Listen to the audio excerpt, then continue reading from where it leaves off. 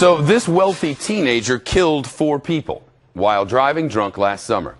But he avoided prison thanks to the so-called Affluenza defense. He's back in court today, or scheduled to be, in Texas. This time, he'll learn the terms of his punishment, according to the court.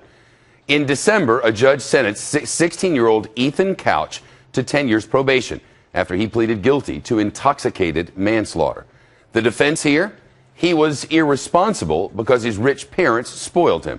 In other words, it's mom and dad's fault. These are the 4 people he killed. Some of their relatives have filed civil lawsuits against Couch.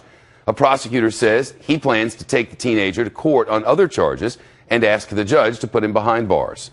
But for today, that won't happen. Our judge, Fox News senior judicial analyst, Judge Andrew Napolitano, was with us. We covered this case back in the day. It was weird then. It's weird now. Yes, and we were startled with the sentence, in large part because most states in the union require some jail time for death by auto.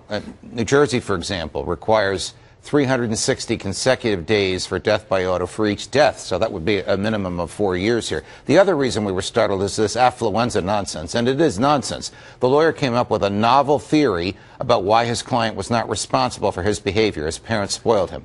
No court in the United States of America has accepted that, and candidly, Shep, this court should not have accepted it until there's a substantial body of scientific evidence to support that, and there's none. There is the possibility of a change today, though, right?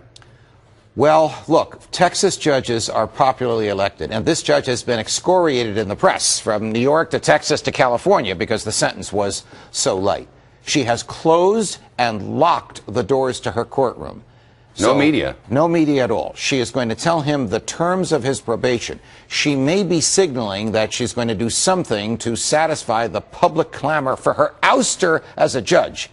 Now, that's also wrong. If a judge makes a mistake, the judge should correct the mistake because it's wrong. If a judge imposes an unjust sentence because it's lenient, she should change the sentence because it's unjust. But she should not make these changes because the public wants the changes. So we don't know what she's going to do, but she's probably going to do something, and she may do it before your show is over today. But my understanding of the law in Texas is that if the defendant, the accused, is 14 years or older, the courts are supposed to be open to the public, meaning open to the media. Yes, and this young man is 16 plus. So the first thing she has to do is, and we won't know this till she opens the doors, give reasons why she locked the doors. It's almost unheard of to do that because the public has a First Amendment right to allow the press in there, because the press, you and I and our colleagues in this industry, are, according to the Supreme Court, the eyes and the ears of the public, especially in a courtroom. So are you saying that this judge, in your estimation, is violating the First Amendment? Absolutely. A profound and utter defiant violation of the First Amendment, because the members of the press who were there,